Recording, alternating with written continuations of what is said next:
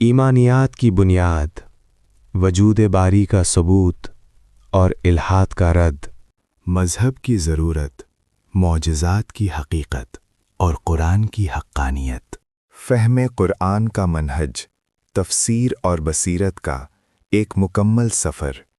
अस्सलामु अलैकुम। आज हमारा मौजू है मुआजिज़ात, हकीकत और इनकी अक़साम।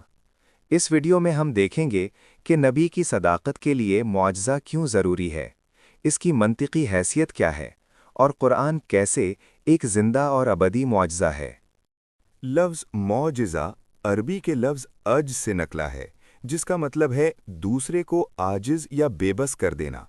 ये वो गैर मामूली वाक़या है जो इंसानी ताकत से बाहर हो और अल्लाह अपने नबी की सच्चाई साबित करने के लिए दिखाए।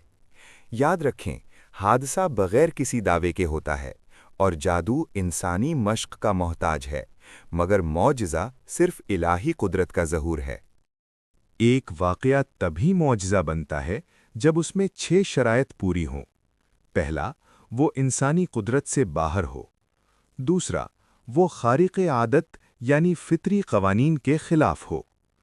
तीसरी शर्त ये कि नबी उसे अपनी नबूवत की दलील बनाए। चौथी शर्त, वो वाक़या दावे के मुताबिक हो। पांचवीं, दुश्मन उसे करने से आजिज़ हो।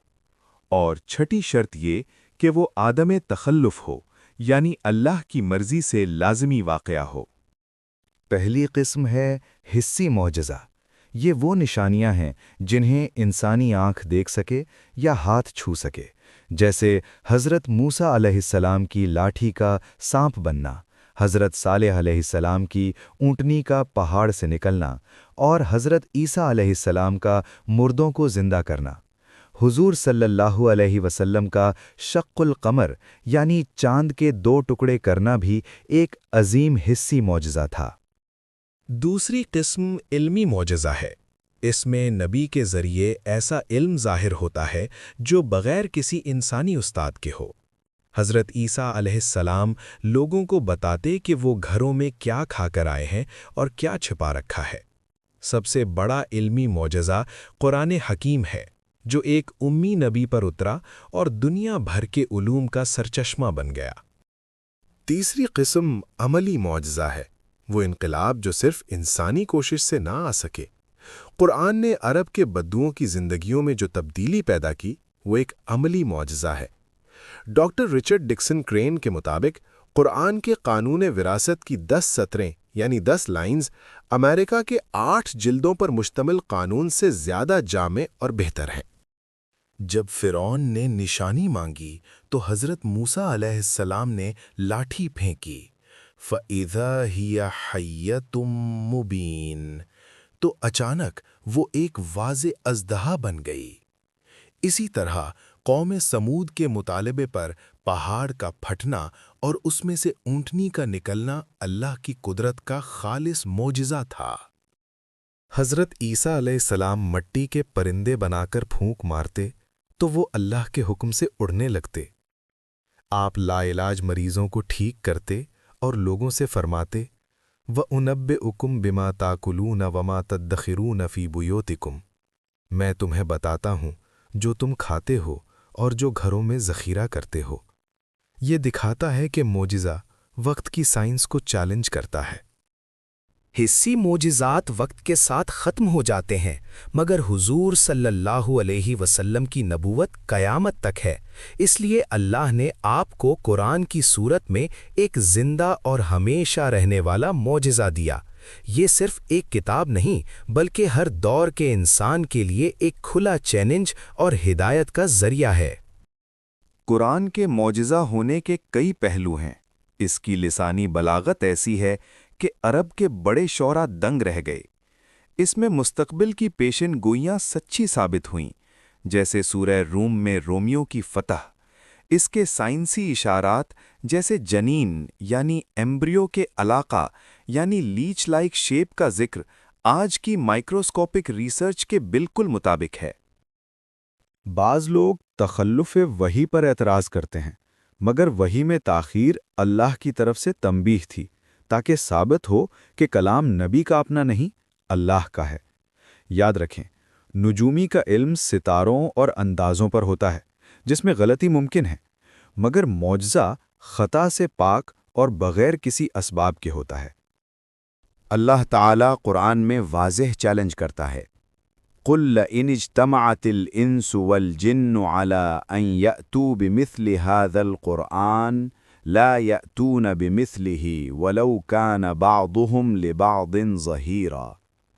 اگر دنیا کے تمام انسان اور جن مل کر بھی ایسا قرآن لانا چاہیں تو کبھی نہیں لا سکیں گے۔ یہ قرآن کی حقانیت کی سب سے بڑی گواہی ہے۔ قرآن حکیم کو سمجھنا ہر مسلمان کے لیے ضروری ہے، مگر اس کے غلط تعبیرات سے بچنے کے لیے ان 5 بنیادی ستونوں کو سمجھنا ناگزیر ہے جو علماء حق نے متعین کیے ہیں۔ پہلا اصول ہے تفسیر القرآن بالقرآن، یعنی قرآن کی تشریح وہی صحیح ہوگی جس کی تائید قرآن کے دوسرے مقامات سے ہو۔ اللہ تعالیٰ سورہ ہود میں فرماتا ہے، کتاب احکمت آیاتہ ثم فصلت من لدن حکیم خبیر۔ یہ وہ کتاب ہے جس کی آیات محکم کی گئیں، پھر ان کو تفصیل سے بیان کیا گیا۔ قرآن میں کوئی تضاد یعنی کانٹرڈکشن نہیں ہے۔ اسی اصول کے تحت ہم فتنوں کا رد کرتے ہیں۔ کچھ لوگ سورہ بقرہ کی آیت 62 سے وحدت ادیان ثابت کرنے کی کوشش کرتے ہیں کہ رسول کو مانے بغیر بھی نجات ممکن ہے، مگر سورہ نساء کی آیت 150-152 میں ان الذین یکفرون باللہ ورسولہ ویریدون ان یفرقوا بین اللہ ورسولہ واضح کرتی ہے کہ اللہ اور رسول میں تفریق کرنے والے پکے کافر ہیں۔ دوسرا اصول سنت نبوی صلی اللہ علیہ وسلم ہے۔ اللہ کے رسول ہی معلم قرآن ہیں۔ سورہ نحل میں ارشاد ہے، وَأَنزَلْنَا إِلَيْكَ الذِّكْرَ لِتُبَيِّنَ لِلنَّاسِ مَا نُزِّلَ إِلَيْهِمْ۔ ہم نے آپ کی طرف ذکر اتارا تاکہ آپ لوگوں کے لیے واضح کر دیں۔ رسول کے بغیر قرآن کا منشا سمجھنا ناممکن ہے۔ جیسے غلام احمد پرویز نے اقیم الصلاح کا مطلب نظام ربوبیت لیا، مگر حضور صلی اللہ علیہ وسلم کے فرمان صلو کما رأیتمونی اصلی نے عمل کر کے دکھا دیا کہ نماز کیسے پڑھنی ہے۔ اسی طرح خاتم النبیین کا مطلب بھی آپ صلی اللہ علیہ وسلم نے فرمایا، انا خاتم النبیین لا نبی بعدی، میں آخری نبی ہوں، میرے بعد کوئی نبی نہیں۔ تیسرا اصول فہم صحابہ ہے۔ وہ جماعت جس نے قرآن اترتے دیکھا وہ معیار حق ہے۔ قرآن انہیں السابقون الاولون اور اولئک هم الراشدون کہتا ہے۔ صحابہ معصوم نہیں مگر محفوظ ہیں۔ ان پر تنقید کرنا قرآن کے اس بنیادی اصول کے خلاف ہے۔ حضرت عائشہ رضی اللہ عنہا نے صفا اور مروہ کی سعی کی تشریح سے واضح کیا کہ یہ واجب ہے۔ حضرت ابو ایوب انصاری رضی اللہ عنہ نے واضح کیا کہ اپنے ہاتھوں ہلاکت میں ڈالنے کا مطلب جہاد چھوڑ دینا ہے، نہ کہ میدان جنگ میں جانا۔ مراد الہی کا ادراک صحابہ سے بہتر کسی کو نہیں ہو سکتا۔ چوتھا اصول اجماع امت ہے۔ سورہ نساء میں ہے کہ جو سبیل المومنین کے علاوہ کسی راستے کی اتباع کرے، اللہ اسے جہنم میں ڈالے گا۔ جس مسئلے پر پوری امت کے علماء متفق ہو جائیں وہ حجت ہے، جیسے موسیقی کی حرمت پر امت کا ہمیشہ سے اجماع ہے۔ حضرت عبداللہ بن مسعود رضی اللہ عنہ سورہ لقمان کی آیت لہو الحدیث پر 3 بار قسم کھا کر کہتے تھے کہ اس سے مراد گانا بجانا ہے۔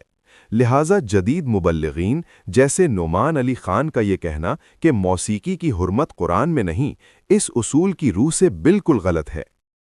پانچواں اصول عربی زبان کے مسلمہ قواعد ہے۔ قرآن عربی مبینہ میں اترا ہے۔ حضرت عمر را نے تخوف کا مطلب قدیم شاعری سے ثابت کیا۔ حضرت حسن بصری نے ایک ماں بیٹی کی گفتگو سے متاع کا گہرا مطلب سمجھا کہ دنیا کی حیثیت ایک پرانے کپڑے جیسی ہے۔ آخر میں تفسیر بالرائے کی سخت مذمت کی گئی ہے۔ جو شخص قرآن کی تشریح اپنی مرضی یا خواہش سے کرے گا وہ اپنا ٹھکانہ جہنم بنا لے۔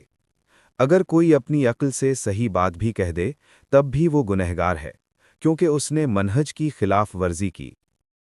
حقیقت یہ ہے کہ قرآن کو سمجھنے کے لیے یہ 5 اصول لازمی ہیں۔ اللہ فرماتا ہے قُلْ لَئِنِ اجْتَمَعَتِ الْإِنسُ وَالْجِنُّ عَلَىٰ أَن يَأْتُوا بِمِثْلِ هَذَا الْقُرْآنِ لَا يَأْتُونَ بِمِثْلِهِ۔ ان اصولوں پر چل کر ہی ہم گمراہی سے بچ سکتے ہیں۔ جزاک اللہ خیر۔